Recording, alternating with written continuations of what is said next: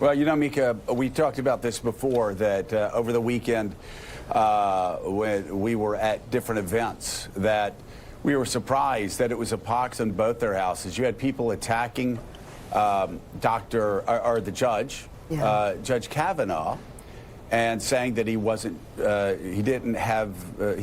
temperamentally fit to be a judge. They were attacking the Republicans.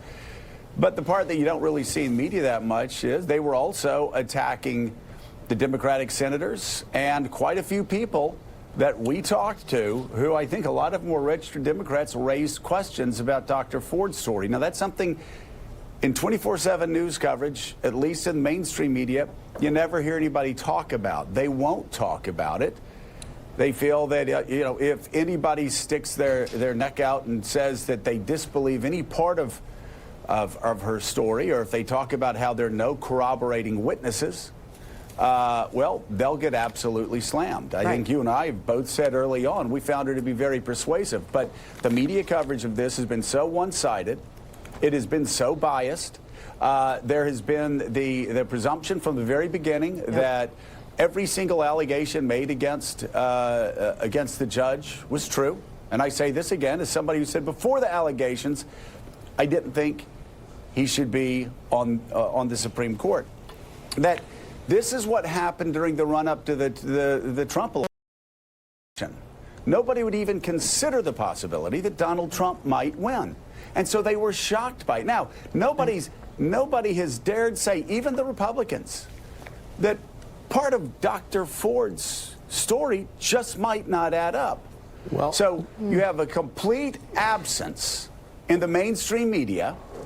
You have conservatives saying to each other, but wait a second, there's no this, there's no that, but wait, what this, what that? And so then Donald Trump goes and he says it. And it is like lighting a keg on fire.